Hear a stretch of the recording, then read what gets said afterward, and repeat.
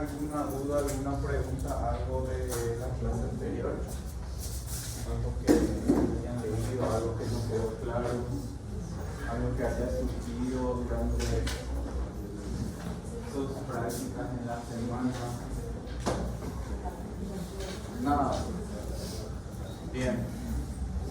Vamos a seguir entonces con los cuadros respiratorios. Realmente yo vine muy preocupado después de hablar con las doctoras de la sala que me dijeron que empezaban a hablar de bronquiolitis, pero todos los que estaban en la práctica nadie vino a la clase de bronquiolitis. Eso me salvó a mí, por lo menos. Porque me dijo, nadie sabe de bronquiolitis nada.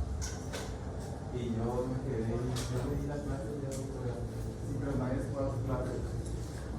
Entonces ahí ya yo me libré de la, casi ya vine a buscar la lista de y todo. Entonces les invito a que vayan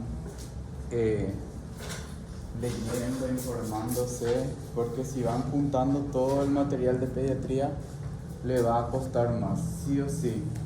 Siempre cuesta más cuando acumulamos, y más aún pediatría, pues pediatría tiene mucho de memoria, de cosas diferentes que sí o sí tenemos que memorizar y tenemos que saber.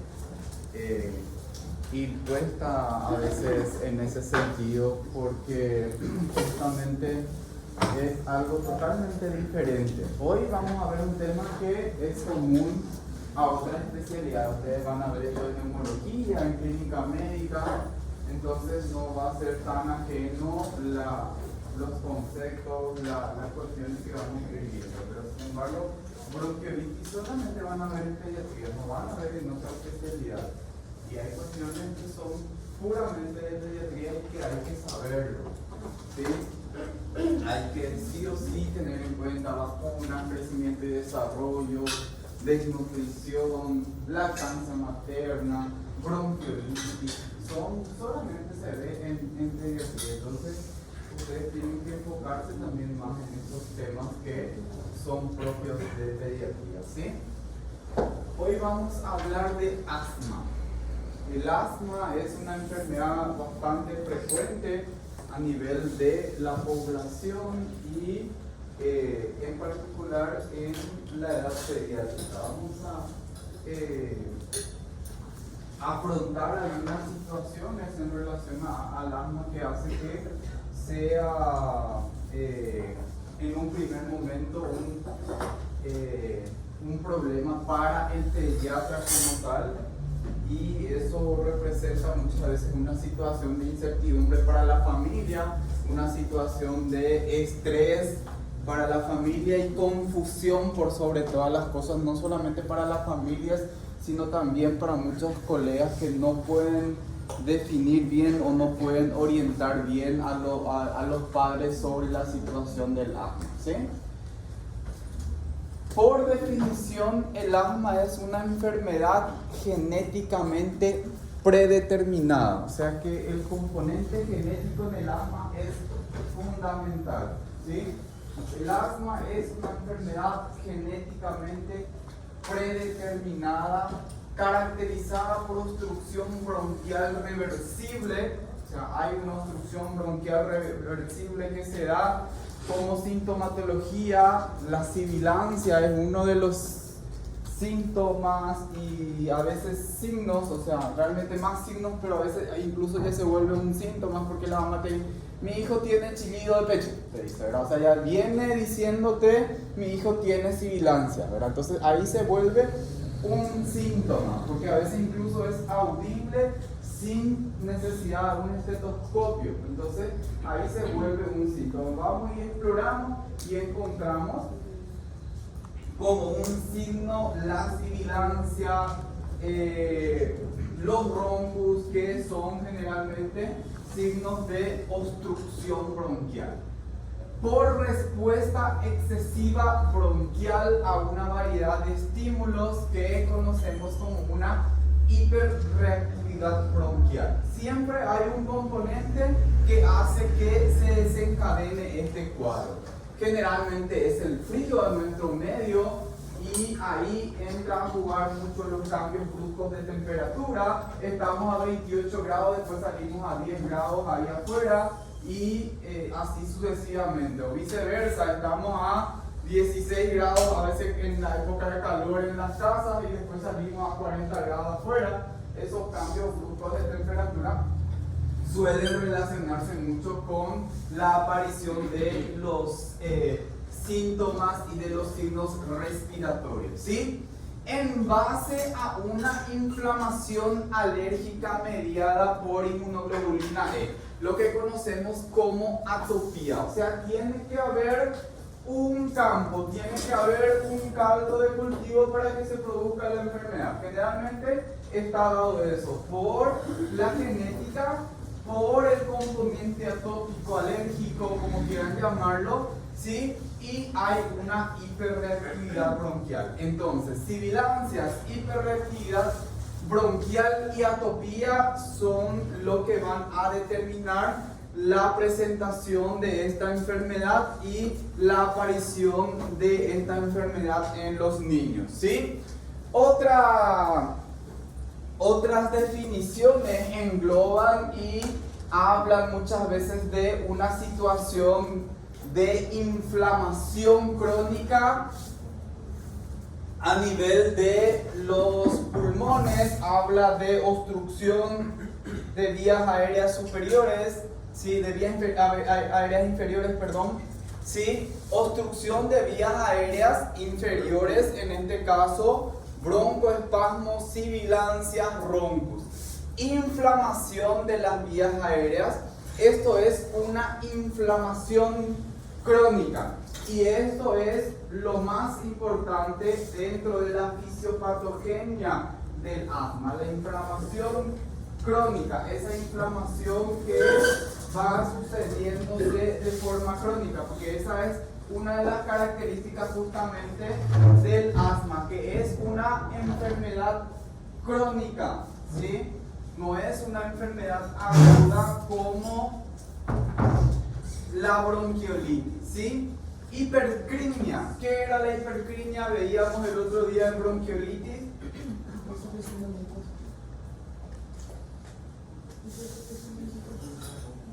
Aumento de la secreción de las glándulas mucosas a nivel del árbol bronquial. En este caso hablábamos de los bronquiolos terminales.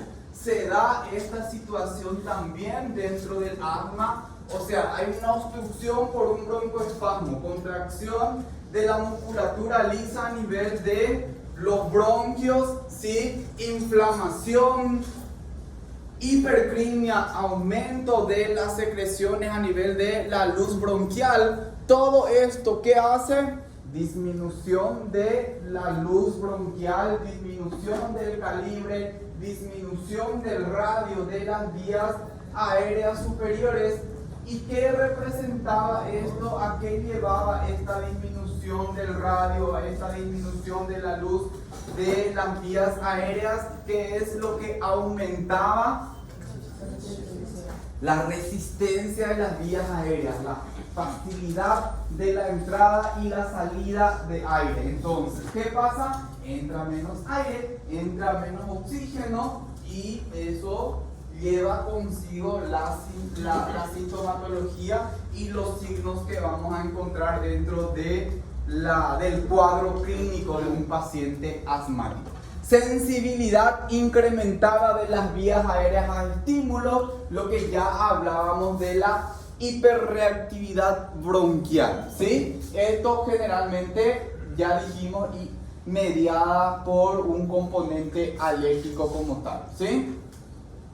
Entonces, la conjunción de todos estos signos, de estos síntomas, de esta fisiopatogenia, es lo que va a llevar a la definición del asma como tal, ¿sí? El hecho central, ya hablábamos, es la inflamación crónica de las vías aéreas. Mucho del tratamiento está enfocado a disminuir esta inflamación crónica de las vías aéreas.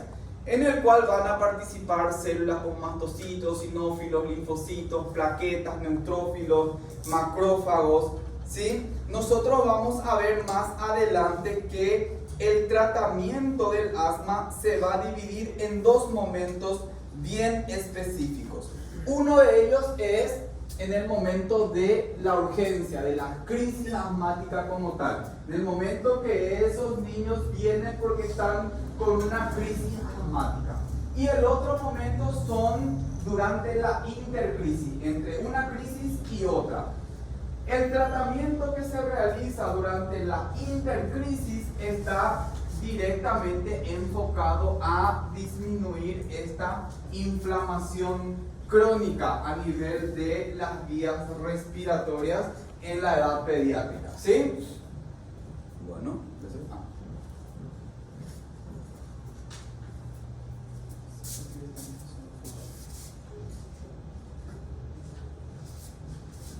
dijimos, inflamación está dado también por factores de riesgo, hiperreactividad bronquial, limitación en la entrada de aire lleva a la sintomatología como tal. Factores que hacen que se exacerben las situaciones a nivel del árbol respiratorio como tal, ¿sí? Tenemos una representación gráfica más que todo de cómo están las vías aéreas y los alveolos sin una contracción de la musculatura lisa, sin aumento de las secreciones a nivel de las vías respiratorias, sin una inflamación crónica como tal, ¿sí? ¿Qué es lo que hace? ¿Qué es lo que sucede dentro del árbol bronquial, dentro del sistema respiratorio como tal? Hay un atrapamiento de aire famoso. Los pacientes asmáticos, nosotros vemos radiológicamente, hay un signo de atrapamiento aéreo, hay un aumento del diámetro anteroposterior del tórax en el paciente pediátrico, ¿sí? Y el paciente con asma te dicen siempre, el problema no es la entrada de aire, el problema es la salida de aire, la expiración prolongada, ¿verdad? El atrapamiento aéreo es generalmente el problema más llamativo, por eso hay un aumento de la relación inspiración-expiración, el tiempo expiratorio aumenta. Todo esto está relacionado con la fisiopatogenia de la enfermedad como tal y está relacionado justamente con la contracción de la musculatura lisa, el aumento de secreciones a nivel del árbol bronquial y evidentemente también en relación a lo que ya habíamos hablado nosotros de la entrada y la salida de aire que habíamos hablado en obstrucción de vías aéreas superiores, habíamos repasado también en bronquiolitis y decíamos justamente que la disminución de la luz del árbol bronquial, la disminución del tamaño de las vías aéreas, ya sea en este caso por una contracción de la musculatura lisa, por una inflamación, hace que la resistencia de las vías aéreas aumente y en consecuencia entre menos cantidad de aire a las vías aéreas y lleguen obviamente al alveolo en donde se produce el intercambio gaseoso. Esto lleva consigo a que aparezcan signos y síntomas para compensar esto o en su defecto ya como consecuencia de una disminución de los niveles de oxígeno dentro del organismo. ¿Cómo se va a representar eso? ¿Cómo va a evidenciarse esto clínicamente? Aparte de lo que ya hablamos, de que hay roncos, de que hay sibilancia, de que hay expiración prolongada, de que hay una relación del tiempo inspiratorio alterado, vamos a ver que el niño va a tener una respiración corta, la respiración superficial, inspiración corta, expiración prolongada. Eso va a ir alterándose a la par vaya empeorando el cuadro. en una situación leve va a afectarse al caminar, en una moderada al hablar, incluso en una severa se puede alterar en reposo. La posición que adopta el niño a la hora de estar con esta sintomatología, pues en el leve puede acostarse, en el moderado prefiere estar sentado o eventualmente, si ya es severo, se pone en una situación recta, ¿sí? Por eso generalmente nosotros dentro de nuestra indicación decimos posición semisentada para los pacientes que están con un cuadro respiratorio. La mamá te viene y te dice: a mi hijo lo que le cuesta es acostarse, se acuesta y empieza a toser, empieza a tener más dificultad, por eso le estoy trayendo, y generalmente le traen en horas de la noche, la madrugada, porque ese niño no puede dormir, porque no puede tolerar la posición de cúbito supino, ¿verdad? Entonces eso hace que aparezcan estos signos. Puede haber alteración en el lenguaje, en el habla, ¿sí? A la par que vaya agravándose, le cuesta hablar, dar una frase, una oración, ¿sí? Y va a estar alterado el estado de conciencia. ¿Por qué se altera el estado de conciencia? Por una hipoxemia. O sea, va disminuyendo los niveles de oxígeno y eso va a hacer que el estado de conciencia vaya alterándose.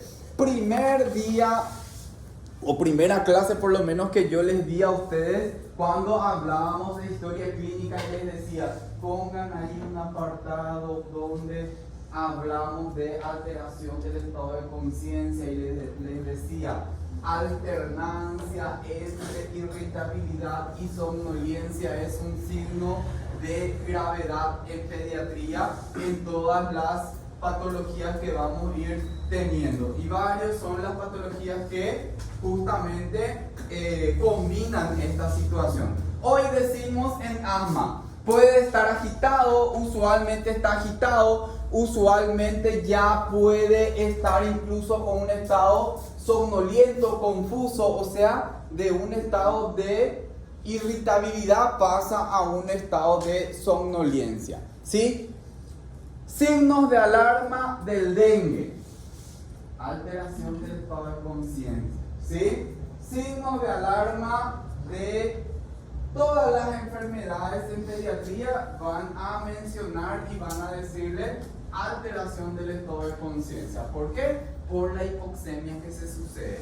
Y hoy es el día que nosotros ya sabemos por qué en el niño se produce una hipoxemia más rápidamente, por qué la necesidad de oxígeno dentro del organismo hace que se produzca sintomatología, signos, síntomas, ¿sí? La necesidad metabólica de oxígeno es mucho mayor en los niños, la entrada de aire se ve mayormente dificultada por el calibre de las vías aéreas, entonces rápidamente va a llevar a una alteración del estado de conciencia, ¿sí?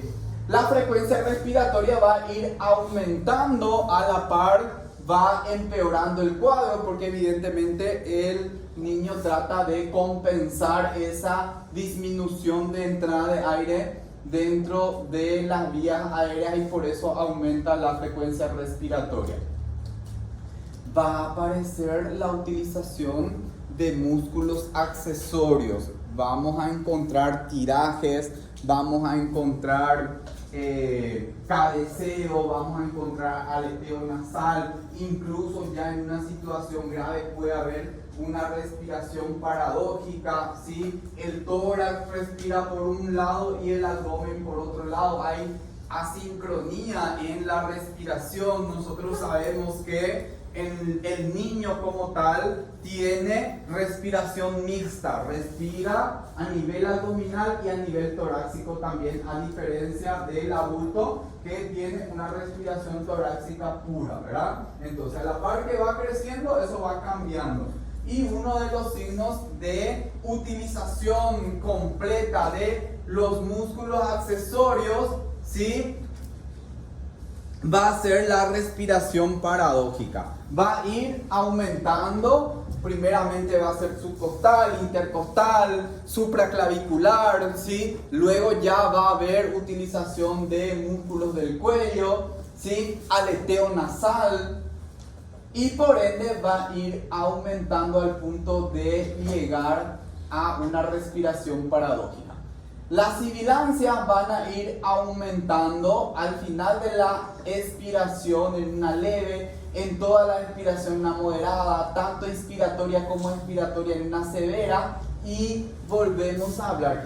Creo que ya habíamos mencionado esto la clase anterior y hablábamos del silencio respiratorio, cuando yo no escucho ya prácticamente ruidos a nivel pulmonar, cuando yo no escucho entrada de aire, cuando yo no escucho murmullo vesicular. Y en estos casos es bastante frecuente que suceda esto. Viene un paciente en grave estado, viene con una situación severa y le agregamos oxígeno, le hacemos una nebulización. Minutos después estaba obviamente ese paciente con roncos y sibilancias por todos lados. Minutos después le vamos y le auscultamos.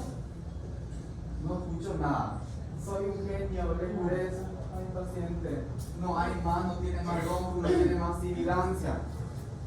Doctor, ven y revisarle a mi paciente. No hay más entrada de aire. El paciente está a punto de hacer un paro respiratorio, silencio respiratorio, ¿sí? Tengan en cuenta, cuando hablamos de silencio respiratorio, estamos hablando de una situación grave. Ustedes ven acá, respiración paradójica, el paciente está somnoliento, hay ausencia de sibilancia, de ruidos respiratorios, ¿sí? El silencio respiratorio, falla respiratoria inminente, a punto de caer en un paro cardiorrespiratorio generalmente, ¿sí? La ventilación obviamente va a ir disminuyendo a la par que vaya empeorando el cuadro, y estos son los signos y los síntomas que vamos a tener cuando tenemos un paciente con un cuadro respiratorio de tipo asma, ¿sí? ¿Cuáles son los factores de riesgo para que el paciente tenga asma? Ustedes vieron que en bronquiolitis también hablamos de factores de riesgo. ¿Cuáles son las situaciones que hacen que el paciente tenga más probabilidad de tener asma? Y en este caso dijimos, dentro de la definición, incluso ya hablamos de esto, y dijimos, el asma es una enfermedad genéticamente predeterminada. Entonces, uno de los factores de riesgo más importantes va a ser justamente la genética. Papá con asma, mamá con asma, ¿sí? Lo más probable es que ese niño también pueda ser asmático. La atopía, el componente atópico de ese niño que ya desde pequeño empieza a tener dermatitis de pañal, rinitis alérgica, eczemas, ¿sí? Alteraciones a nivel de la piel, todo eso hace que el niño tenga más posibilidades o tenga factores de riesgo para desencadenar la enfermedad. El sexo, ¿cuál es el sexo predominante para los cuadros respiratorios, los cuadros infecciosos en la edad pediátrica? Masculino. Yo siempre digo, los hombres somos los más inútiles para la enfermedad cuando somos chiquitos, ¿sí? Igual después también, ¿sabes? ¿Verdad? Nos enfermamos, somos de salud.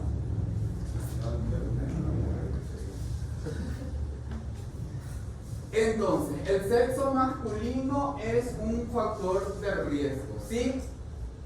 La edad de comienzo. Acá hay una cuestión discutible, hay una cuestión que algunos autores mencionan una cosa y otros autores mencionan otra cuestión, y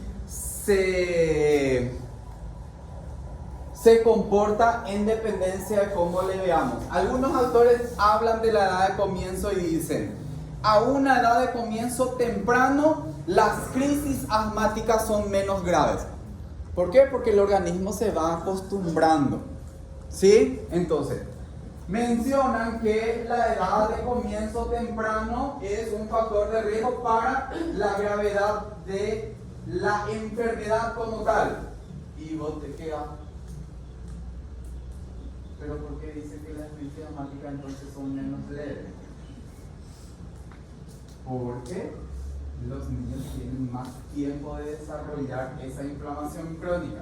Y dijimos hace rato que la inflamación crónica es el hecho fisiopatológico más importante. O sea, a mayor tiempo, más proceso inflamatorio, y eso hace que se altere a nivel pulmonar algunas situaciones de compliance pulmonar, de fibrosis a nivel del árbol respiratorio, pero dice, en contrapartida, los músculos se desarrollan más, el organismo se adapta mejor a los cambios de oxígeno. Entonces, la edad de comienzo temprano para las crisis asmáticas es mejor. ¿Por qué? Porque dicen, la edad de comienzo tardío es mucho más grave las crisis asmáticas. ¿Por qué? Porque el organismo no se adaptó. El organismo así de buena primera empieza a tener una crisis y vienen los pacientes de 9, 10 años con sus primeras crisis asmáticas y terminan en una terapia intensiva.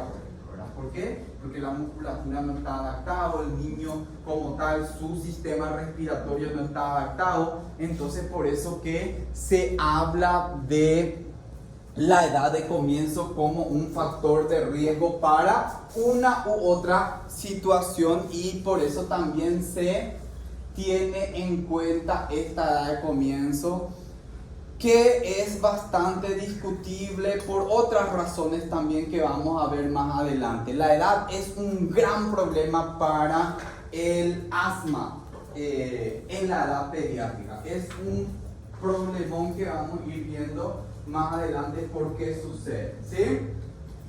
Y el otro son los factores ambientales. No es lo mismo un niño que crece en un ambiente con polución, con contaminación, en un ambiente frío, en un ambiente enrarecido, como le gustan decir a los especialistas, ¿sí? El ambiente frío es un problema, el ambiente que del niño como tal, en un ambiente de personas fumadoras, ¿sí? Todo eso hace que sea un factor de riesgo también para que se desencadene la enfermedad, ¿sí? Contracción de la musculatura lisa hace que disminuya la luz del árbol bronquial, el edema, aumento de la secreción, la hipercrimia hace que aumente justamente las secreciones y disminuya la luz de las vías aéreas, y por ende se altere toda la entrada y la salida de aire, ¿sí? Dijimos, enfermedad genéticamente predeterminada, ¿sí? Necesitamos unos componentes: hipercrimia, inflamación, contracción de la musculatura lisa, hiperreactividad bronquial, sensibilidad aumentada, un componente atópico, ¿sí? Está enmarcado el paciente pediátrico que va a desarrollar la enfermedad, necesita de algunos factores de riesgo, entre ellos el factor genético es el más importante, ¿sí? Pero tiene que haber una situación que haga que se desencadene la enfermedad. Los famosos gatillantes del asma. El niño tiene factores de riesgo, tiene componente de atopía, tiene todo para desarrollar la enfermedad, pero no lo desarrolla, ¿sí? Algunos lo desarrollan a temprana edad, otros lo desarrollan a una edad más tardía, algunos nunca lo desarrollan y después te vienen y te dicen, ahora de viejo me volví asmático, ¿verdad? Nunca tuve ningún cuadro respiratorio y ahora empiezo a tener, ¿sí? Cuadros de asma. Entonces, ¿por qué pasa eso? porque no hubo un gatillante, un desencadenante. ¿Cuáles son los desencadenantes más conocidos? Los virus respiratorios. Dentro de ellos, ¿cuál es el más común? El virus sincitial respiratorio. Empieza y hablamos de bronquiolitis, ¿verdad? Y hablábamos y decíamos justamente, bronquiolitis, primer episodio de sibilancia en la infancia. Y decíamos, hay controversia que el segundo episodio puede ser también bronquiolitis, el tercer episodio también puede ser bronquiolitis. Entonces, los virus respiratorios son los que empiezan a desencadenar la enfermedad. El ejercicio, el niño empieza a irse a la escuela, empieza a caminar, a correr y te dice la mamá, cada vez que corre empieza a toser, ¿sí? Cada vez que empieza a hacer algún esfuerzo físico empieza a toser. Las emociones, el tabaco, el humo del tabaco es un veneno para los cuadros respiratorios, ¿sí? La nicotina es un veneno para los niños con cuadros respiratorios, ¿sí? Y ahí hay una cuestión bastante interesante que tengo que hacer únicamente un paréntesis, porque todos los papás que tienen hijos con cuadros respiratorios, lo primero que te dicen, pero yo nunca fumo donde está mi hijo, yo siempre salgo afuera para fumar. Nunca estoy fumando donde está mi hijo. Cuando le decís, Señor, no tenés que fumar más porque eso va a agravar más el cuadro de tu hijo. Yo nunca fumo donde está mi hijo. Pero ¿qué pasa? La nicotina se inflama por todos lados. Me fui a fumar afuera, pero después me fui y le abracé a mi hijo. O toqué una superficie que mi hijo también está tocando, ¿sí? Y se absorbe. Hay estudios, sí, muy interesantes en ese sentido, en cómo se absorbe la nicotina por la piel. Por eso hay parches de nicotina, por eso hay otros sistemas para justamente dejar de fumar, ¿sí? Aire frío, ya hablamos de esto, ¿sí? De que generalmente el aire frío es un desencadenante, ¿sí? Cambios de clima, empieza a cambiar el clima y a mi hijo empieza a tener cuadros respiratorios. Antígenos ambientales, medicamentos, algunos medicamentos, principalmente los salicilatos, son los que están directamente relacionados con la aparición de los cuadros de asma.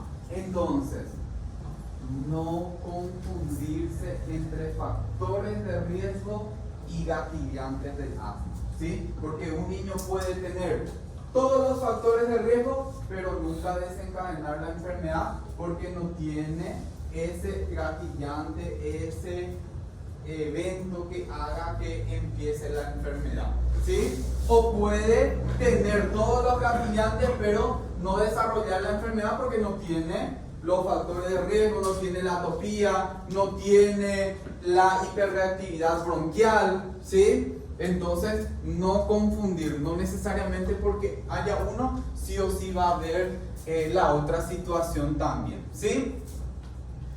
¿Cómo hacemos el diagnóstico de asma? Y ahí acá viene el gran problema en relación a la edad, ¿sí? ¿Cómo se hace el diagnóstico del asma?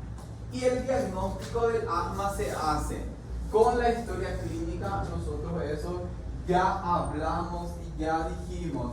El 80-85% de los diagnósticos en pediatría se hacen con una buena historia clínica, con un buen interrogatorio.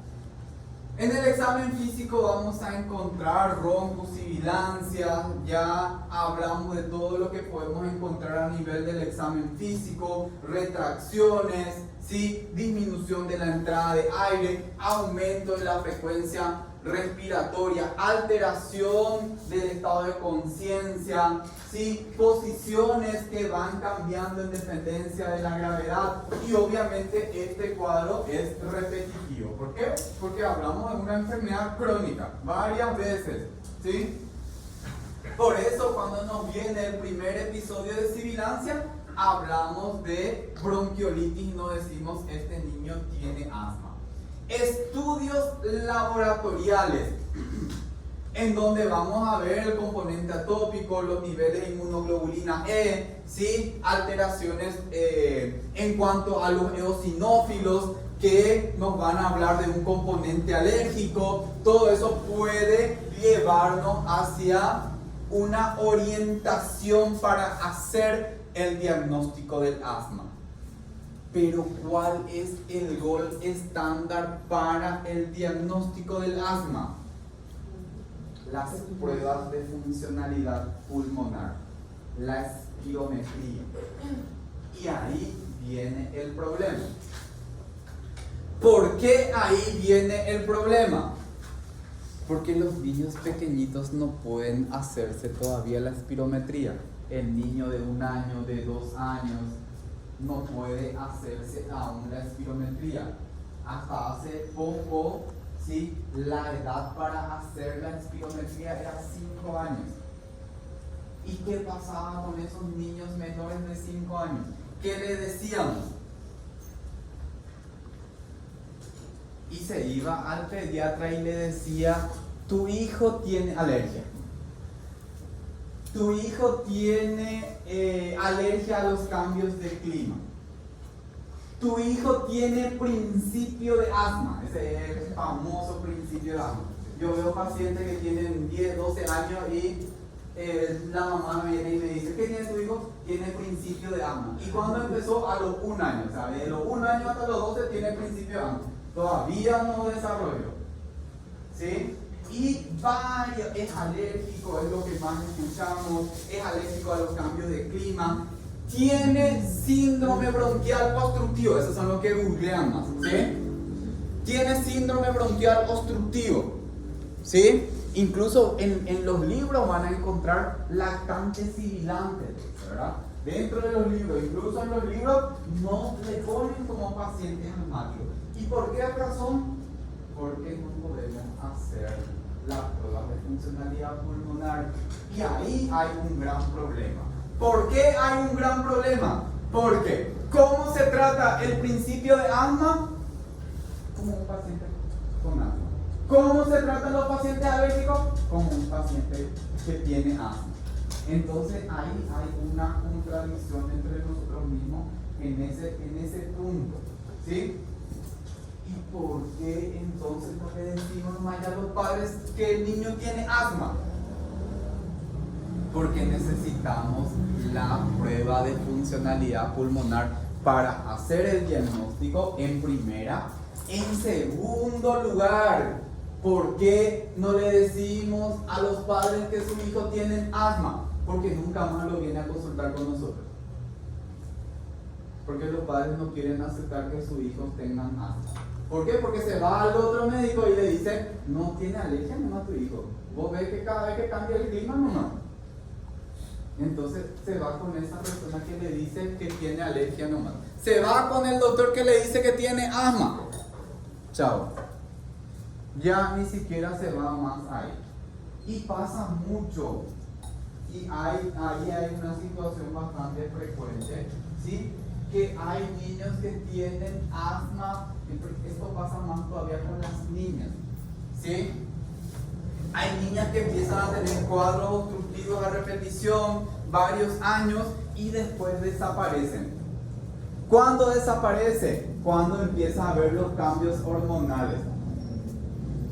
Y entonces fue un principio de asma y después desapareció la enfermedad. No, está la enfermedad, solamente que no tiene sus crisis como tal, ¿sí? Y después viene y dice: ahora de mayor ya volví a tener cuadros respiratorios y volví a ser asmático, ¿sí? Entonces, esta es una situación que tenemos que tener en cuenta. Y ahora vamos a ver cómo el organismo internacional que marca el asma, cómo diagnostica, cómo nos dice que tenemos que diagnosticar. Y dice: diagrama de flujo para el diagnóstico del asma en la práctica clínica. Paciente con síntomas respiratorios. ¿Son los síntomas típicos del asma? Sí. ¿Qué hacemos? Historia clínica, examen físico detallado para el asma. ¿Respalda la historia clínica, el examen físico, que sea de asma? Sí. Realice una espirometría con prueba de reversibilidad. ¿Respaldan los resultados del diagnóstico del asma? Sí. Tratar como asma. Este es el camino correcto para hacer el diagnóstico de asma. Los niños no tienen sintomatología, ver más antecedentes, prueba para descartar diagnósticos alternativos. Se confirmó un diagnóstico alternativo, entonces tratar el diagnóstico alternativo. No se confirmó el diagnóstico, repita en otra ocasión o gestione otras pruebas. Se confirma el diagnóstico de asma, no considerar una prueba terapéutica para el diagnóstico más probable o refiera para realizar más investigaciones, ¿sí? O sea, todos los caminos alternativos te van y te dicen, trata de resolver el problema que te parece. No resolviste el problema, trata de investigar más, buscar más, ¿sí? Trata de llegar al diagnóstico de asma como tal. ¿Quién marca estos protocolos de diagnóstico? ¿Quiénes son los que orientan sobre cómo diagnosticar el asma como tal? Pues hay un organismo internacional el cual orienta sobre los diagnósticos. Nosotros vemos eso en hipertensión, vemos en diabetes, o sea, hay varios organismos que se encargan del manejo de las enfermedades crónicas en varios pacientes.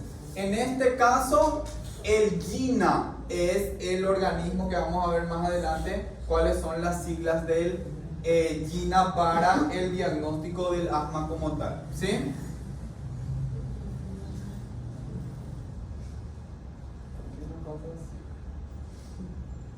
No, porque se quedó sin batería.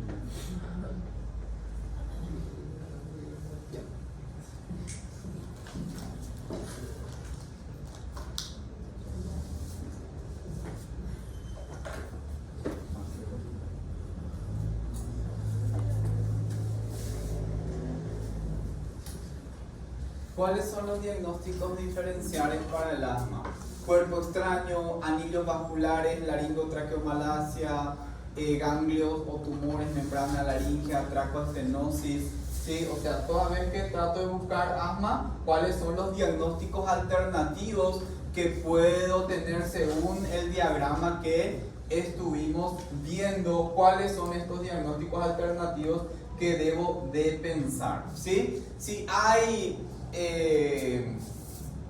orientación de que las vías aéreas pequeñas están involucradas, habla de asma.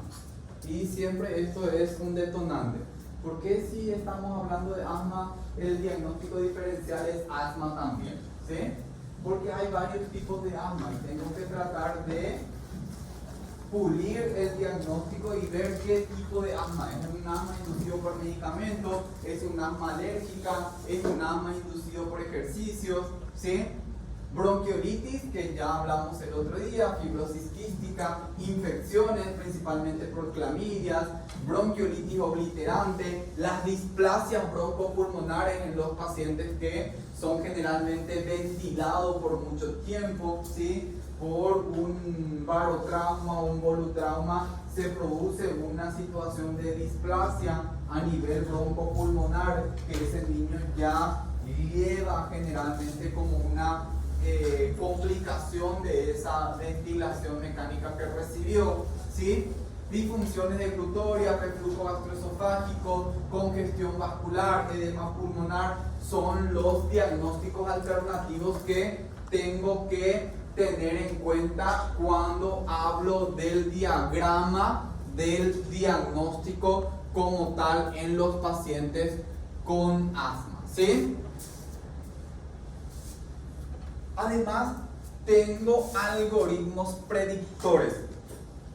Este algoritmo predictor lo utilizan algunos protocolos, algunos hospitales para decir, estos niños tienen más probabilidad de tener asma. Por eso vamos a tratarlo como paciente con asma. ¿Cuáles?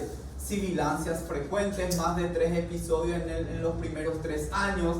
Un criterio mayor o 2 criterios menores de estos criterios, que los criterios mayores son diagnóstico médico de eczema en los menores de 3 años. Antecedentes de asma en los padres.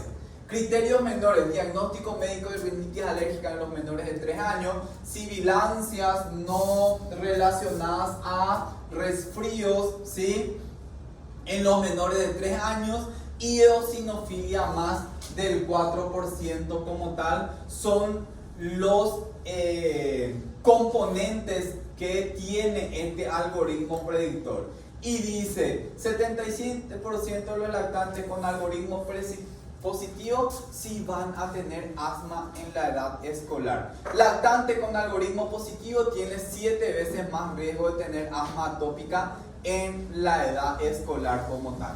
O sea, son componentes que pueden estar supeditadas al protocolo que pueden tener en el hospital. ¿Cuáles son los criterios para establecer el diagnóstico de asma? Antecedentes de síntomas respiratorios variables, ¿sí? Los síntomas típicos son sibilancia, falta de aire, opresión a nivel del pecho, tos, ¿sí?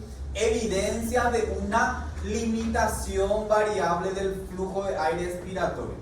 La espirometría con sus diferentes variables. Esto se ha planteado en el 2019, o sea que es relativamente nuevo. ¿Por qué es relativamente nuevo? Porque el GINA hizo cambios después de 30 años. Después de 30 años de estudio hizo cambios muy importantes en relación al diagnóstico del asma. Uno de los cambios importantes que hizo el GINA es orientar sobre la edad de realizar la espirometría, ¿sí? Y les decía justamente eso. Anteriormente se recomendaba que la espirometría se haga a partir de los 5 años de edad. Hoy la recomendación es que se haga a partir de los 3 años de edad. Eso es un cambio muy importante. O sea que la edad de realización de la espirometría, ¿cuál va a ser? 3 años. Después de, o sea, a partir de los 3 años de edad ya se recomienda realizar la espirometría, ¿sí?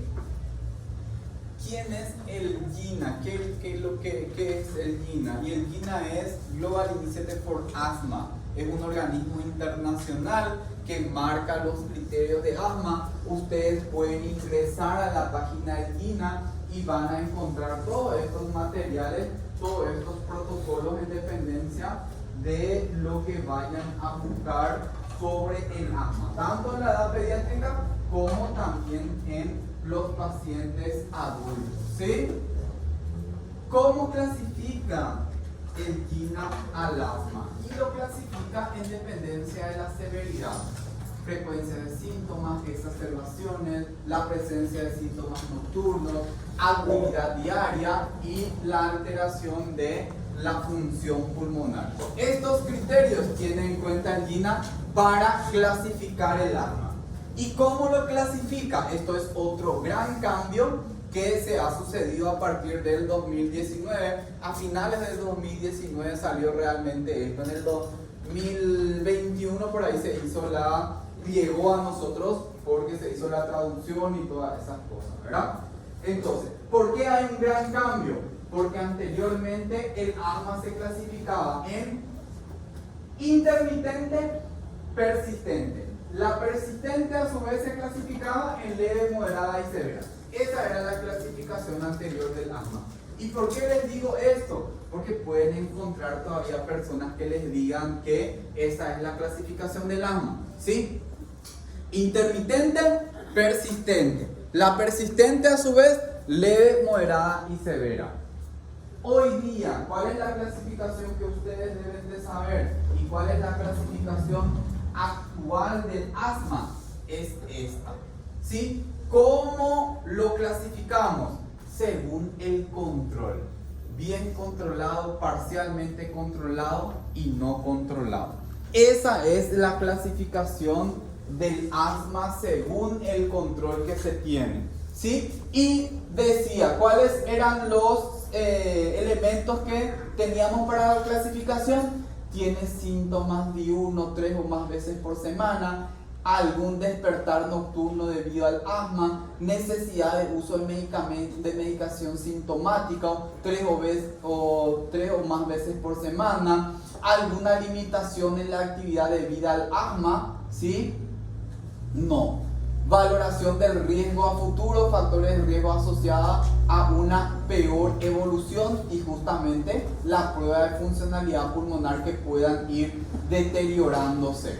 Entonces, cuando decimos que está bien controlado? Cuando ninguna de estas situaciones se dan, o sea, es todo no. Hay 1 o 2 de ellos alterados, entonces es parcialmente controlado. Y si hay 3 o 4 más de situaciones que se suceden, entonces el asma es no controlado, ¿sí? Esa es la situación de valoración que tiene y los tipos de asma según el control que se tiene, ¿sí? Entonces, ¿cómo se evalúa la severidad del asma? De forma retrospectiva a partir del control con el tratamiento. Leve cuando se controla con los pasos 1 y 2 y severo cuando se requiere del paso 5. Y vamos a ver cuáles son los pasos que ellos plantean para ver si el paciente está bien controlado o mal controlado. ¿Sí? Yo no quiero que ustedes se rompan la cabeza con esto, porque esto es más que todo del especialista que le controla a los pacientes en los consultorios. Pero para que ustedes sepan cómo se va orientando hoy día el manejo y el control del asma, ¿sí? Y dice de los pasos, hay seis pasos. Paso 1, sin medicación. Paso 2, utilización de broncodilatadores y antileucotrienos y corticoides inhalados, y así sucesivamente va aumentando los pasos. A partir del paso 5 y 6 ya prácticamente el control es a nivel hospitalario, ¿sí? Sí tengo que tomar una pausa y hacer un paréntesis para orientarles sobre 2 situaciones que son muy interesantes en relación al control del asma, o sea, al tratamiento del asma. Todos ustedes probablemente ya saben que el asma se trata con beta 2, tanto de acción corta como de acción prolongada, o sea, salbutamol, ¿sí? Salmeterol, formoterol, ¿sí? Que el asma se trata con corticoides, tanto inhalados como sistémicos, ¿sí? Que el asma se trata con antileucotrienos, que el asma se trata con brominas, ¿sí? Hasta ahí todos hablamos el mismo idioma, o sea, le hacemos bromuro de pratropio, le hacemos corticoides sistémicos, le hacemos corticoides inhalados, le hacemos salbutamol. Pero lo que hoy plantea el GINA para el manejo del asma es algo que se estaba estudiando hace prácticamente 20 años. ¿Y cuál es? ¿Dónde se empezó a estudiar? Del 2008, cuando nosotros empezamos la residencia, nosotros hicimos una prueba, porque en ese momento estaba y nos llegó algunos artículos en relación a esto. En Inglaterra, algunos hospitales de Inglaterra empezaron a implementar esto. Y hoy es el día, o sea, realmente en el 2019 es el día en que el GINA dice podemos probar. ¿Y qué es? Macrólidos, antibióticos para el manejo del asma. Cuando ya no se controla con el paso 1, 2, 3, 4, cuando ya hablamos de pasos 5 y 6, cuando ya utilizaste dosis altas de salbutamol, cuando ya utilizaste corticoide, cuando ya utilizaste antileucotrieno, cuando ya utilizaste cromina, ¿sí? Todo usaste, el paciente no mejora, le agregas macrolítico, antibióticos, ¿sí? Antibióticos en el manejo del asma. Ojo, primero tenés que probar todo lo otro, porque hoy es el día que todos los residentes ya le ponen macrolítico a todos los pacientes con su primer cuadro de asma y ya le ponen macrolítico. Tampoco es así, ¿sí? Tiene que hacerse todo. Ustedes ven que están en los pasos 5 y 6 recién, ¿sí? Bien, ¿qué es otro medicamento que se plantea? Y acá al lado nomás están muy fuertes con esto. A nosotros no nos llega todavía esto, y son los inmunomoduladores para el manejo del asma, ¿sí? El uso de inmunomoduladores. Ustedes ven omalizumab, metolizumab como alternativas para el tratamiento del asma, o sea, inmunomoduladores. Nosotros tenemos hoy el palivizumab, por ejemplo, lo usamos nosotros acá a nivel país. ¿Para qué usamos el palivizumab? A ver si se acuerdan.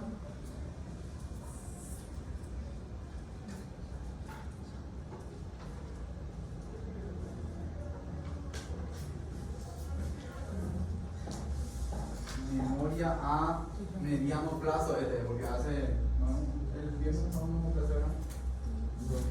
Hace 15 días.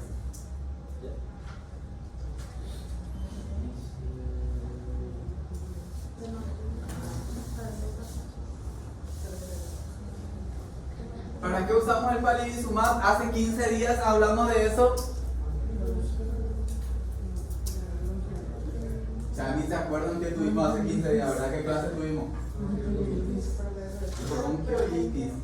Para los pacientes que tienen factores de riesgo, cardiopatías, prematurez, ¿sí? Se les coloca el palivizumab para proteger contra enfermedades respiratorias. En este caso hablábamos de la bronquiolitis como tal, ¿sí? El palivizumab se usa y se hace acá en el hospital, gente. O sea, que ustedes tienen que saber, en el hospital, en la escuela de usted, en neonatología, se hace la aplicación del palivizumab a los pacientes, a los pacientes que son cardiópatas, que son prematuros, ¿sí?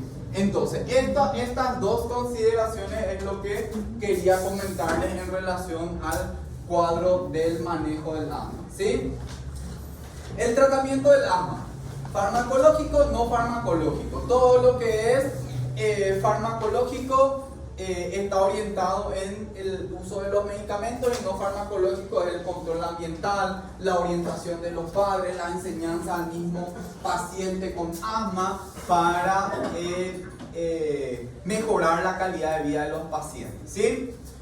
Objetivos del tratamiento: controlar los síntomas, control ambiental adecuado como hablábamos recientemente, tratamiento preventivo farmacológico, mejorar la calidad de vida y evitar el remodelamiento de las vías aéreas, ¿sí? Evitar el remodelamiento de las vías aéreas suele ser uno de los problemas mayores que tenemos a la hora del manejo y del tratamiento del paciente con asma. ¿Qué es lo que hace que se produzca un remodelamiento de las vías aéreas? ¿Qué creen ustedes que es lo que va a hacer que se produzca un remodelamiento? Que cambie las características del árbol bronquial, que cambie las características del pulmón.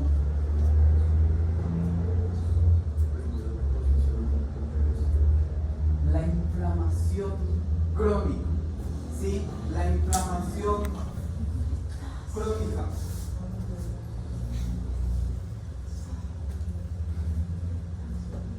Todos tenemos un lugar donde agarramos el bolígrafo y tenemos alteración de nuestros deditos, ¿sí o no? Miren sus dedos para ver si tienen ustedes el famoso caldito de los bolígrafos. Solamente los que no escriben ni son nada.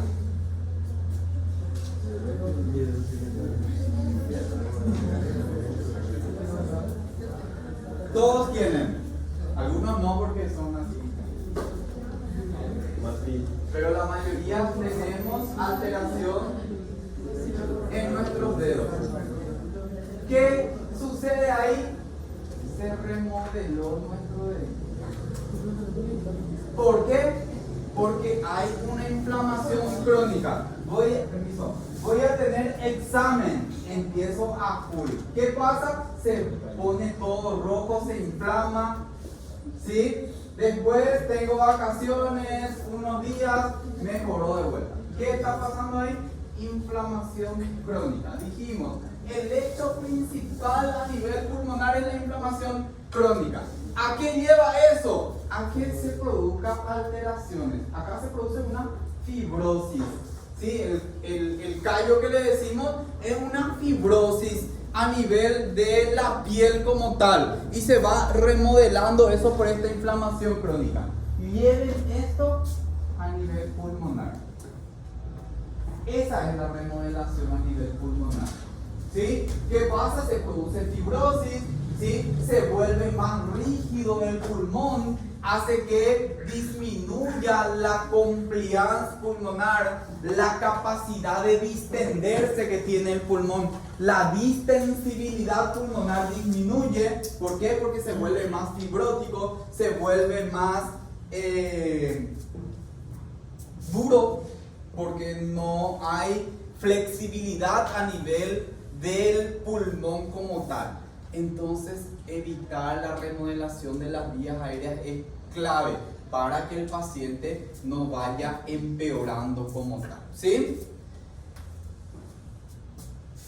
¿Cuáles son los tratamientos que van a ayudar en eso? Son los controladores justamente, ¿sí? Y acá vamos a diferenciar muy bien cuáles son los controladores y cuáles son los aliviadores. Cuando yo hablo de un tratamiento controlador, el tratamiento que se hace durante la intercrisis, cuando el paciente está sin signos y sin síntomas.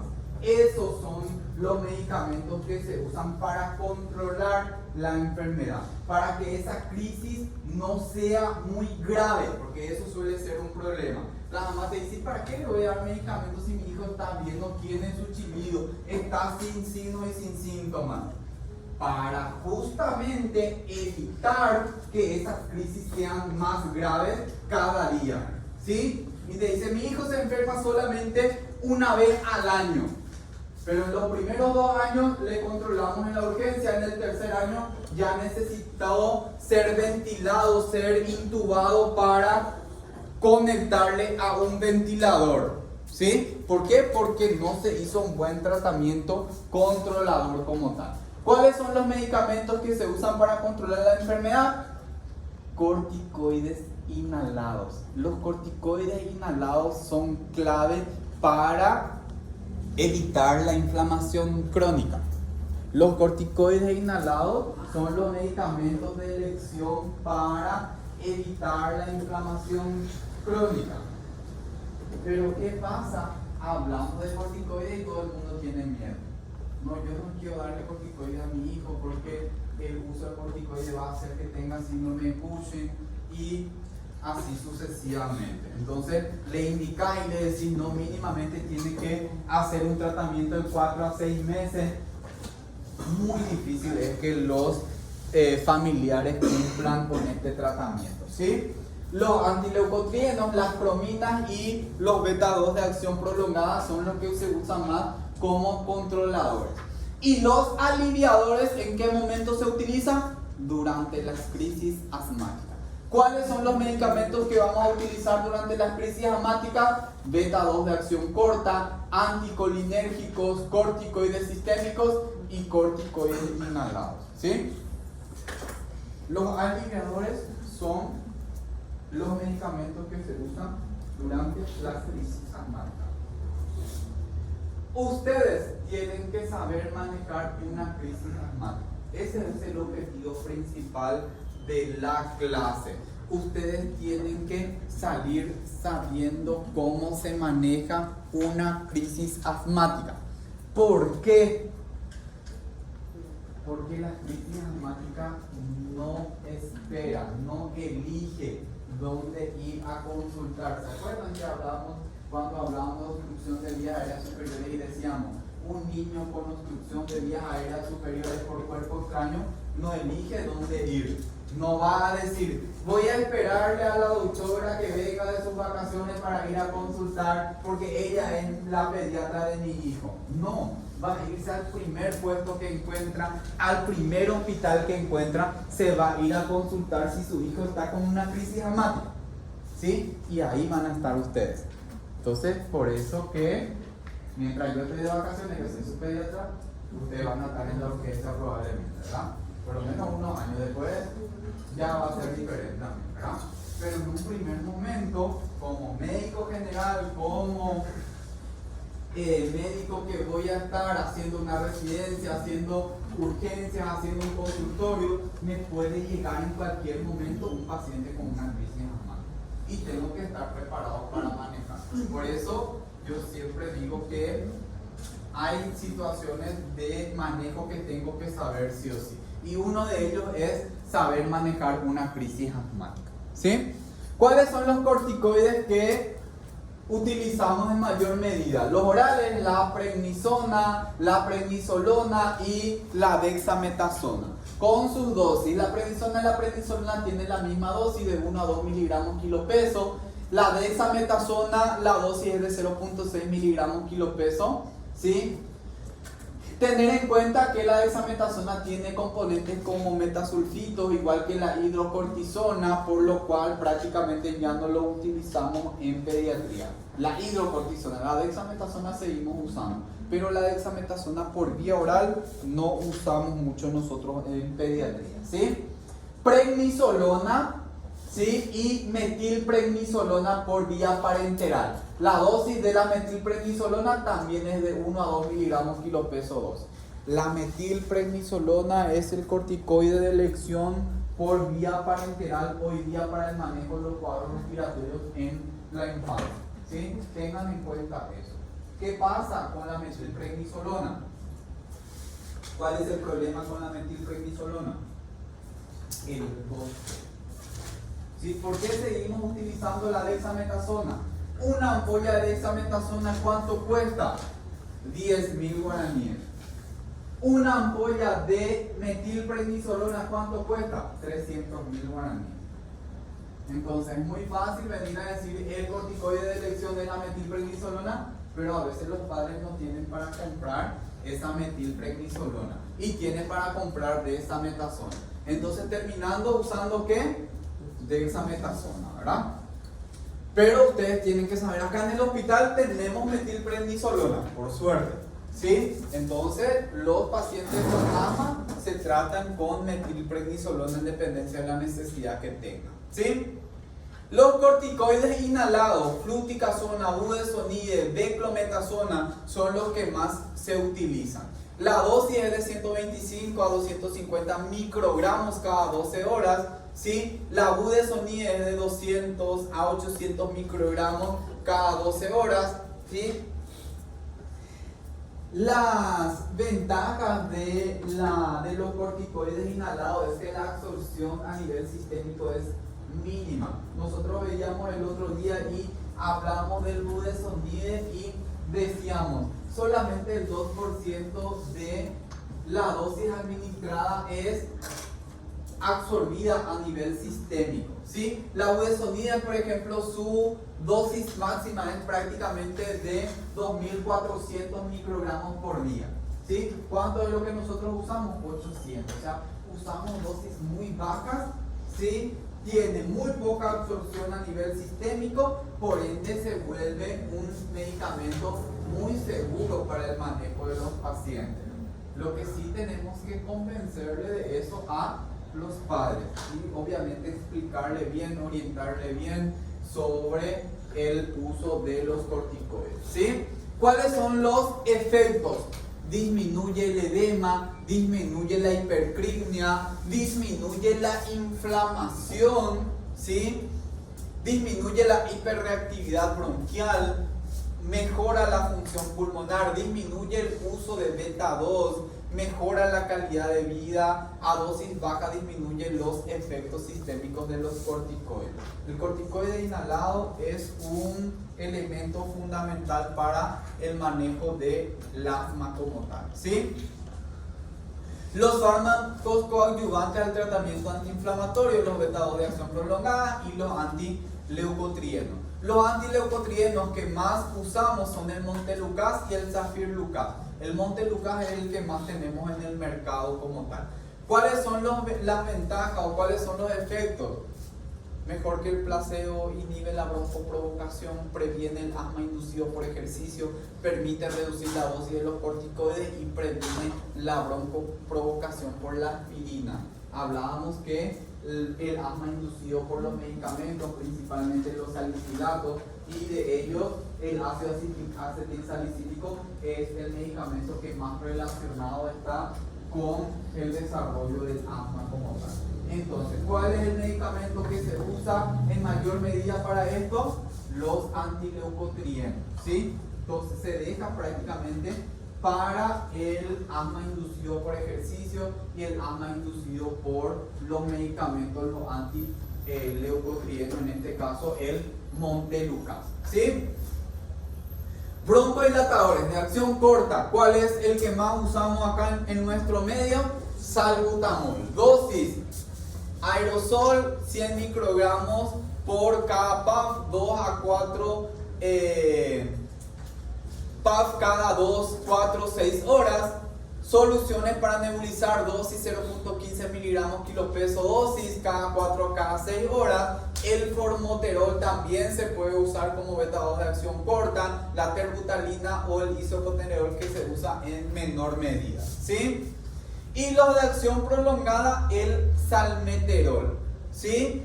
25 miligramos por cada puff, 2 puffs cada 12 horas es el que se utiliza en mayor medida, ¿sí? Y los anticolinérgicos, bromuro de ipratropio, ¿sí? Bromuro de ipratropio viene en soluciones para nebulizar y en aerosoles también, y es un coadyuvante muy interesante para el manejo del asma como tal, ¿sí? El tratamiento del asma, la vía inhalatoria es utilizada por excelencia. ¿Cuáles son las ventajas? Puede utilizarse a cualquier edad. La medicación es aplicada directamente, mayor efectividad, mayor rapidez de acción, menos efectos secundarios y menos sobredosificación de los medicamentos. Aerocámara. ¿Todos conocen lo que es la aerocámara? Todos ya vieron lo que es una aerocámara. Hoy día se recomienda no solamente en la edad pediátrica, sino también para el manejo de los cuadros respiratorios en los adultos, el uso de la aerocámara. O sea, todos los medicamentos tienen que ser tratados de administrar con aerocámara. Menos aparición de candidiasis, incremento de la distribución pulmonar del medicamento, proceso simple, poco tiempo y menos riesgo de infección son las ventajas de la aerocámara. ¿Cuáles son las desventajas? Requiere de limpieza, ¿sí? La limpieza tiene que ser adecuada, tiene que ser hecho de forma adecuada, ¿sí? Las orientaciones que se dan a la hora de la limpieza es que no se utilice ningún tipo de elementos para fregar la superficie de la aerocámara. ¿Por qué? Porque eso puede producir grietas y hacer que se quede el medicamento dentro de esas pequeñas fisuras que se dan si se usa una esponja, si se usa algún tipo de elementos de ese tipo. Entonces, ¿qué es lo que se recomienda? En un recipiente con detergente, dejarlo por un tiempo y después el secado que sea de forma de escurrir, se deja parado y para que se vaya escurriendo solo y se seque de esa forma, ¿sí? Esa es la forma correcta de la limpieza de la aerocámara. tiene que tener tamaño adecuado, adaptadores faciales y de boquillas adecuadas también para cada edad, para justamente evitar fuga del medicamento y eso, ¿sí? Los nebulizadores. Ojo con el tema de la utilización de los nebulizadores. Si se va a utilizar nebulización, se debe realizar con oxígeno entre 8 a 10 litros por minuto, ¿sí? Si toda vez que yo voy a usar nebulizaciones, tengo que utilizar oxígeno a 8 a 10 litros por minuto. ¿Para qué? Para que la presión sea lo suficientemente grande como para que se produzcan las micropartículas, ¿sí? Que deben de ser de alrededor de 3 a 5 micras o menos, incluso para que lleguen a las vías aéreas inferiores. O si voy a utilizar un nebulizador, que sea un nebulizador a pistón para que se produzcan estas micropartículas. Entonces, tener en cuenta estas características. ¿Por qué les digo esto? Porque muchas veces le llevamos a nuestros niños a un sanatorio, por ejemplo, ¿verdad? En donde le hacen la nebulización y lo hacen con 3, 4 litros por minuto de oxígeno, ¿sí? ¿Y qué pasa con eso? Yo siempre digo, este es el famoso vende humo, ¿verdad? Porque lleno de humo ahí, pero no se le está yendo ningún tipo de medicamento. ¿Por qué? Porque la presión no es lo suficientemente grande como para que se produzcan las micropartículas. Y en el vasito de los nebulizadores, ¿qué es lo que va? Va la mezcla del medicamento con el suero, ¿sí? Entonces, ¿qué pasa con el suero y los medicamentos? ¿Cuál creen ustedes que va a tener un peso molecular más alto? El medicamento, el salbutamol, por los mismos excipientes que tiene un peso molecular más alto. Entonces, ¿qué es lo que queda arriba? El suero. Entonces, cuando empieza a producirse esa fricción, ¿qué es lo que le estamos administrando al niño? Suero, mezclado con oxígeno, y el medicamento se queda ahí abajo. Por eso también es muy importante que la mezcla que se hizo en el nebulizador sea utilizada totalmente. Por eso se recomienda que sea 3 ml con el medicamento, porque yo les reto a ustedes que vayan y le agarren a un niño de 3, 4 años y le tengan ahí 5 minutos con el nebulizador en su cara. Misión imposible prácticamente es. ¿Sí? Y más todavía cuando son mamás o papás, ¿sí? Ver al hijo llorar ahí, no le sacas y aparte de que no le está pasando el medicamento, hacer que llore, empeorar toda la situación. Por eso los nebulizadores solamente están indicados para situaciones en donde no se necesita coordinación, en donde se necesita humedad y ya el niño está con un compromiso respiratorio importante, una escasa capacidad ventilatoria, ya no hay prácticamente inspiración, expiración, o sea, las nebulizaciones se dejan solamente para las crisis graves, ¿sí? Moderadas, graves, en dependencia de cómo venga el paciente. Cuando yo tengo un paciente que está respirando bien, que tiene una coordinación entre inspiración y expiración, tiene un estado de conciencia adecuado, ¿qué es lo que tengo que usar? Aerocámara, ¿sí?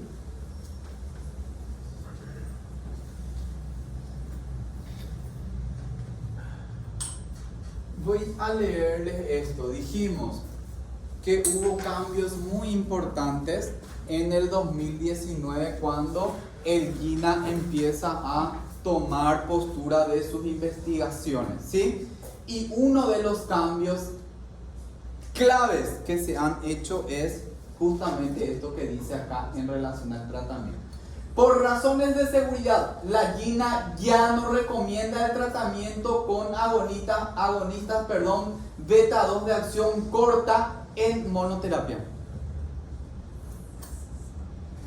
El GINA ya no recomienda que se use el salbutamol solo. ¿Por qué? Hay fuerte evidencia de que el tratamiento con salbutamol, aunque proporcione alivio a corto plazo de los síntomas del asma, no protege a los pacientes de las exacerbaciones severas y que el uso regular o frecuente del salbutamol aumenta el riesgo de exacerbaciones. Entonces, ¿qué nos dice el GINA hoy día? Ya no se usa como monoterapia, sí o sí tiene que ser combinado con un corticoide inhalado y ya no se recomienda el uso a horario. ¿Cómo usábamos nosotros el salbutamol anteriormente? Salbutamol cada 4 horas por 2 días, luego cada 6 horas por 2 semanas. Y les va a aparecer así tipo anecdótico, chistoso o algo por el estilo, ¿verdad? Pero venían las mamás y nos decían: doctor, yo no le quiero hacer más un salbutamol a mi hijo como vos me decís, porque se acostumbra. Mi hijo se acostumbra al medicamento, produce acostumbramiento. Parece que se acostumbra a eso y si usa mucho tiene que usar. Y vos te quedás y no, señora, eso no implica nada. Tenés que hacerle su tratamiento a tu hijo. Si no le hace, es que va a empeorar el cuadro. Y el tiempo le dio la razón a los padres y no a los médicos que venían en ese momento. Yo les hablo de esto de 10, 15 años atrás, cuando trabajaba todavía yo en el hospital, cuando veía pacientes. Entonces, ¿cuál es uno de los cambios más importantes que se tiene hoy día a nivel de tratamiento? Salbutamol, no monoterapia, salbutamol ya no a horario, ¿sí? Salbutamol combinado con otros medicamentos, ¿sí? No solamente salbutamol. Por eso se habla hoy día de salbutamol según necesidad, ¿sí? Y pueden encontrarlo en los documentos proporcionados por el GINA, que son los que manejan justamente por pasos. Esto ya vimos, ¿sí? Cómo se va manejando según la gravedad del paciente como tal, ¿sí?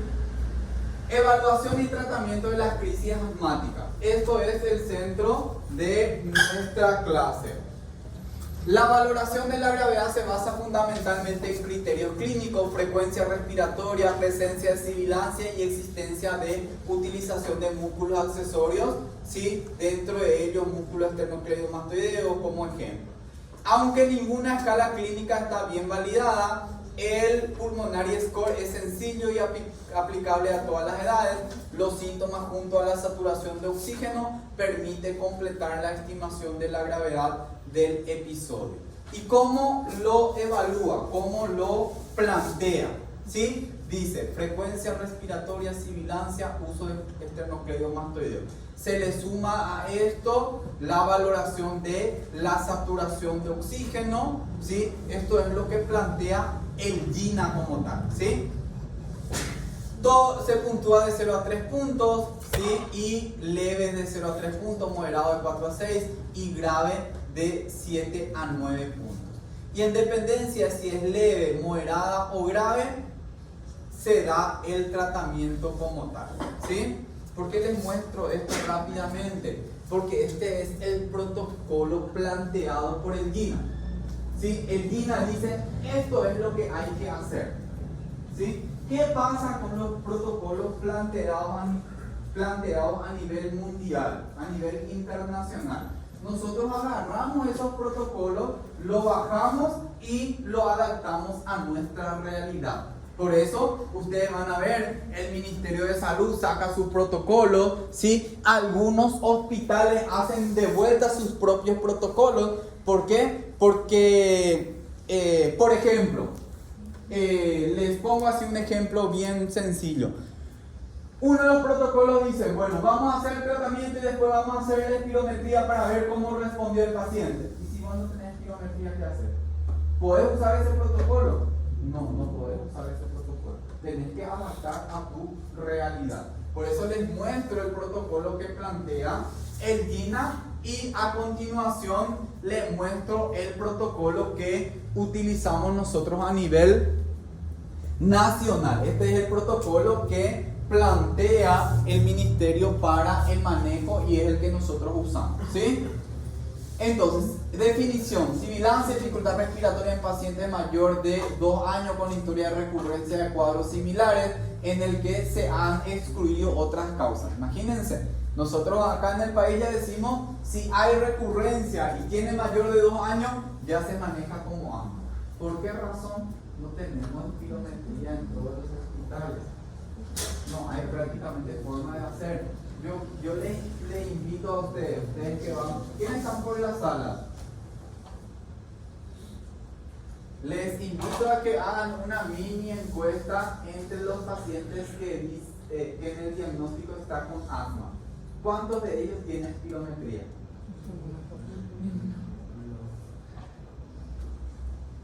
Pero ya está con diagnóstico de asma. Entonces, ¿está bien diagnosticado? Entonces tengan en cuenta esos aspectos, por eso es que hay que adaptarse. ¿Tenemos espirometría para hacerle en el hospital a los niños? No. ¿Tenemos neumólogo infantil en el departamento? No. Por eso se vuelve difícil la situación, ¿sí? Bueno, entonces vamos a utilizar la escala de índice pulmonar, ¿sí? En donde vamos a puntuar de 0 a 3 puntos, donde vamos a tener en cuenta frecuencia respiratoria, sibilancia, relación inspiración-expiración, esta es la modificada, músculo, utilización de músculo accesorio y saturación. Esta escala ya combina todo lo que habíamos visto anteriormente, ¿sí? Y en relación al puntaje que logremos según esta escala, pues vamos a clasificar leve, moderada y grave. ¿Cómo vamos a tratar la crisis asmática leve? Si tiene un PIS menos de 7, ¿sí? Vamos a realizar salbutamol inhalado, dice número de PAF, peso dividido 3 hasta 3 dosis en 1 hora, o sea, cada 20 minutos, ¿sí? Ahí hay una pequeña cuestión que hay que entender. La dosis máxima del salbutamol planteado por farmacología dice 200 microgramos por cada dosis. Entonces, generalmente lo que nosotros usamos es 2 PAF cada 20 minutos, 3 veces, ¿sí? Entonces, ¿cómo vamos a hacer? Salbutamol 2 PAF cada 20 minutos por 1 hora, más prednisona 1 a 2 miligramos kilopeso, ¿sí? Valorar 15 minutos después de la última dosis, o sea, este es el famoso... vamos a hacerle su rescate. Ustedes, que los que están por urgencia, habrán escuchado ya. El ISEN, vamos a hacerle su rescate. O el fulanito, vamos a hacerle su rescate. ¿Qué significa eso? Salbutamol, 2 PAF cada 20 minutos por 1 hora. Ese es el rescate, ¿sí? Se hizo ese rescate por 1 hora, 15 minutos después se valora nuevamente, ¿sí? Respondió salbutamol más prednisona para la casa, ¿sí? ¿Qué le sumamos al salbutamol acá? Obviamente un corticoide inhalado.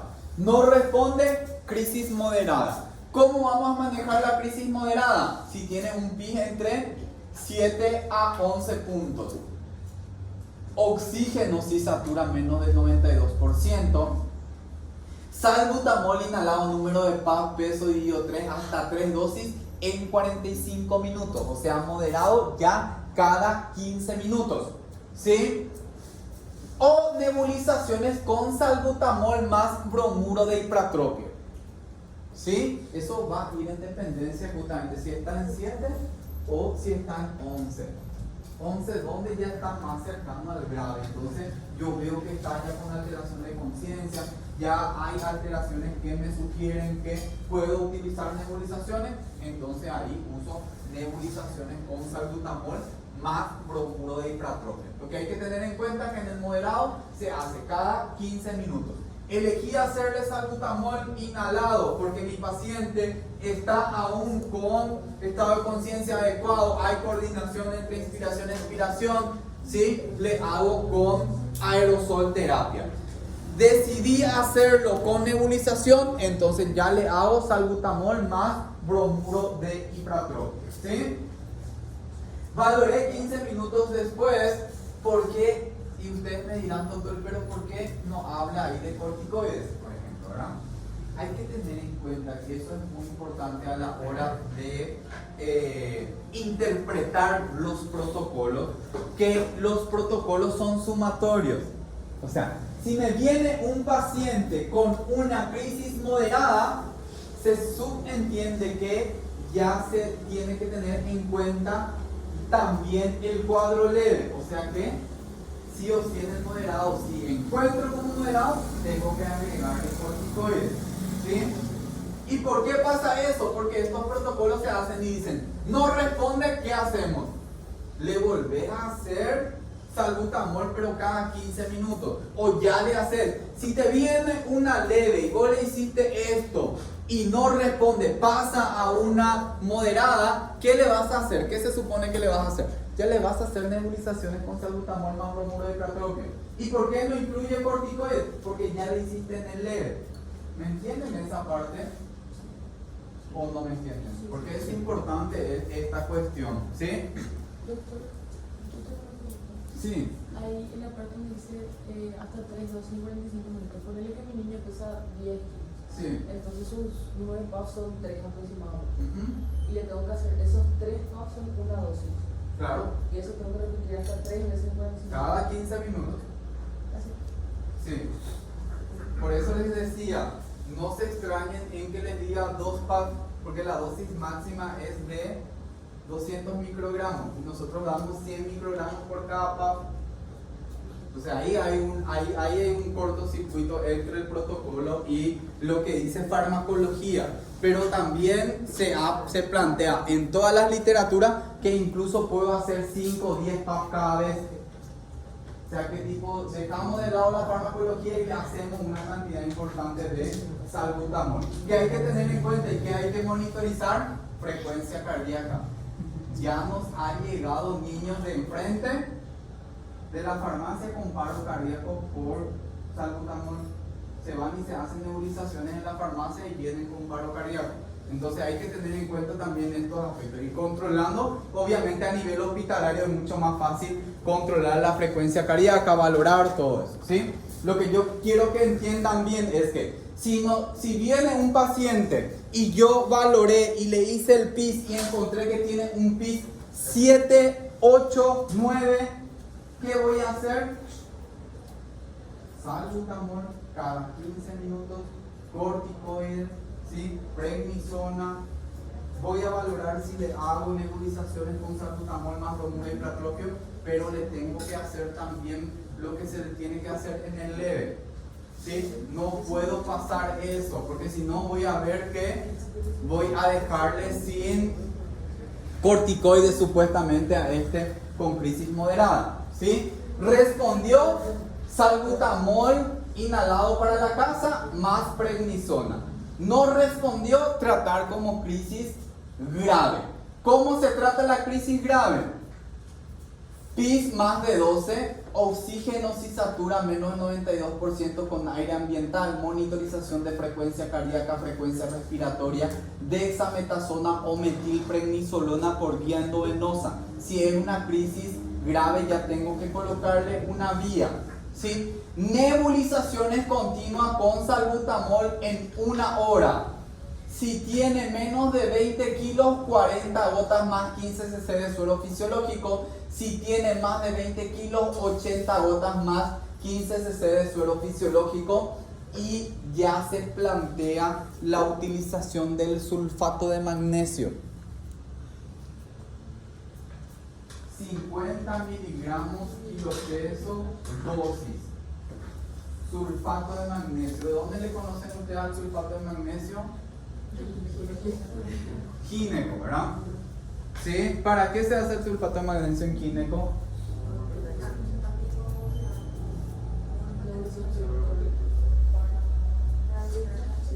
¿Ustedes leyeron eso en algún lado?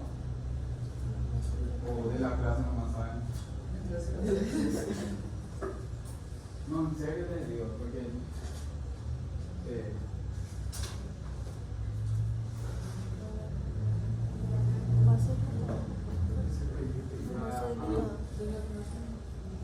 bueno, está bien.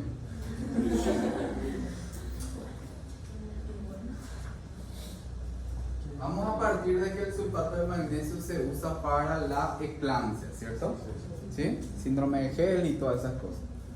Entonces, partamos de ahí. La eclampsia es hipertensión.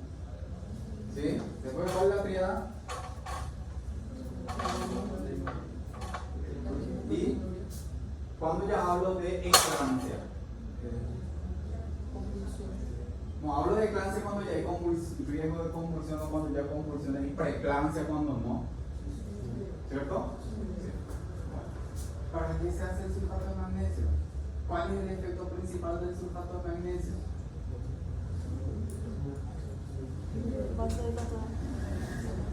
Relajante de la musculatura lisa.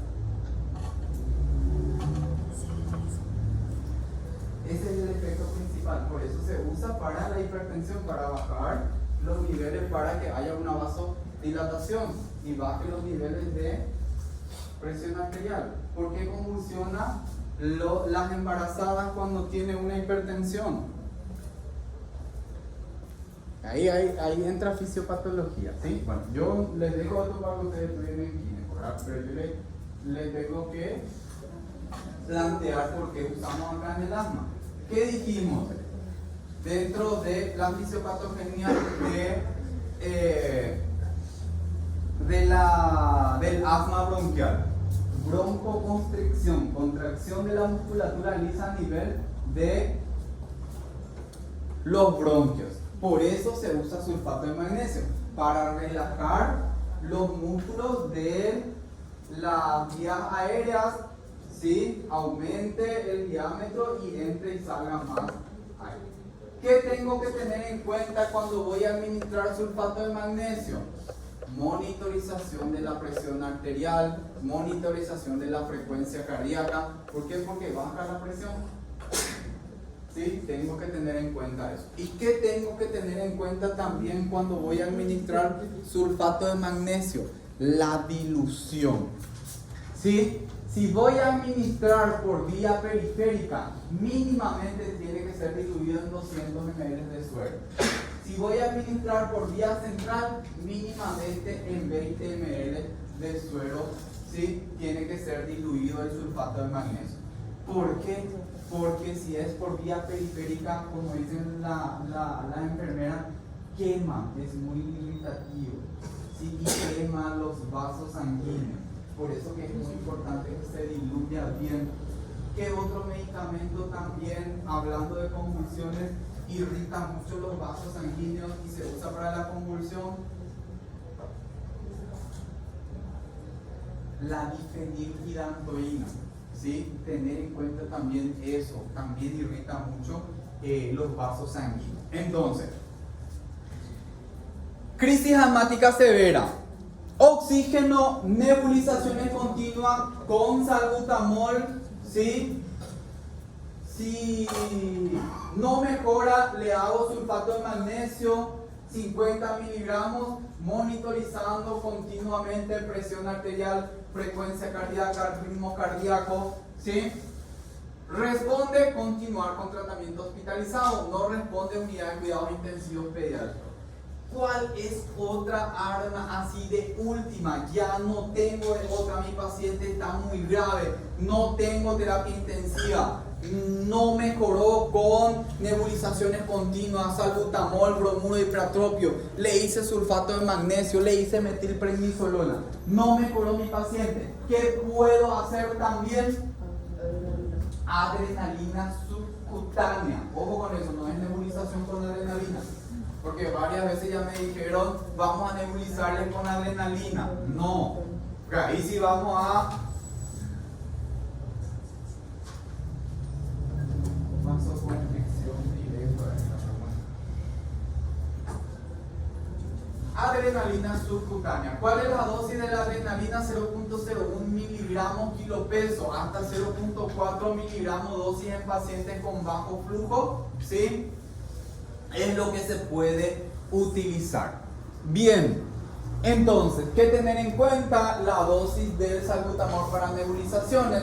Factores de riesgo de crisis asmática grave: visita a urgencias en el mes previo, uso reciente de corticoides sistémicos, antecedentes de ingreso a cuidados intensivos, de crisis grave o de inicio brusco, más de 2 hospitalizaciones o más de 3 visitas a urgencias en el año previo, inadecuado seguimiento, incumplimiento del tratamiento y los problemas psicosociales que siempre son un factor de riesgo para que la crisis asmática sea más grave en los pacientes pediátricos. ¿Sí?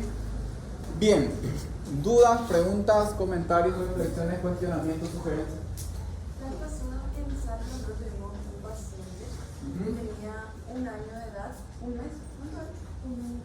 Un año justito, y, o sea, cumplió 1 año acá. Sí. Y era ¿Se un festejaron? Sí.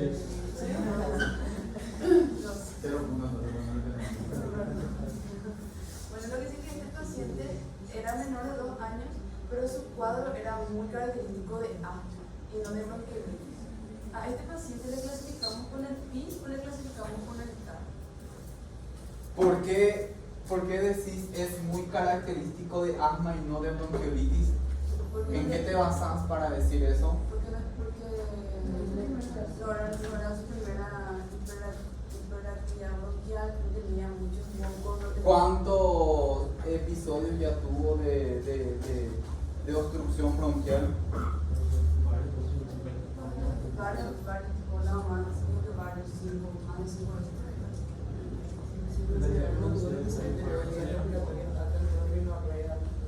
No hubo ningún tipo de... ¿Y a qué estaba relacionado su cuadro obstructivo? Y nuestra teoría fue tipo que... No, es tu teoría. La historia clínica, te digo, ¿qué pasó para que el niño ingrese a un servicio? Con la historia clínica era el cambio de clima. Hubo un cambio de clima, por lo cual se produjo una obstrucción de un síndrome bronquial obstructivo. Ese fue el diagnóstico, me imagino. No le pusieron asma. No. Pero para el tratamiento. Porque nosotros dijimos que había que clasificar. El tratamiento se hace como asma. Ahí no hay discusión. ¿Qué escala utilizar para clasificar? Ya es otra cuestión.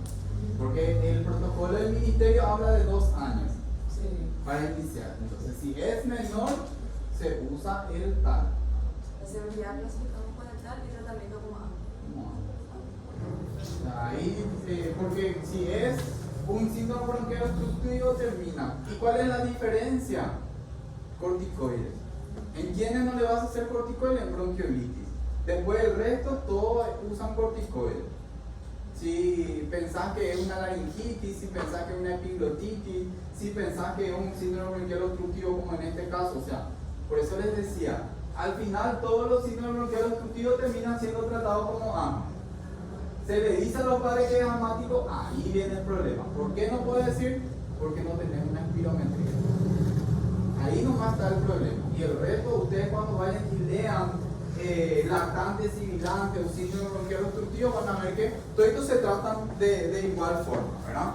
La hora de clasificar, nuestro protocolo dice que hay que clasificarlo a partir de los 2 años con el PIS. ¿Sí? Y antes es con el TAL o con el TAU, sin dependencia de si es una obstrucción de vías aéreas inferiores o una obstrucción de vías aéreas superiores. Si es vías inferiores, TAL, modificado. Y si es vía aérea superior, TAU. Pero igual al final terminas tratando de la misma forma. ¿Tenés sueño? Yo pensé que levantaste la mano. Es un cuadro respiratorio de repetición, en donde uno no puede clasificar todavía como asma, o puede clasificarlo como asma debido a la cantidad de casos de cuadro respiratorio a repetición. Puedes usar los algoritmos predictores y decirle al papá. En este caso es muy interesante la discusión que se pueda tomar, ¿verdad? ¿Por qué? Porque ¿qué haces? ¿Cómo le afrontás? Y ahí viene qué papás también tenés, ¿verdad?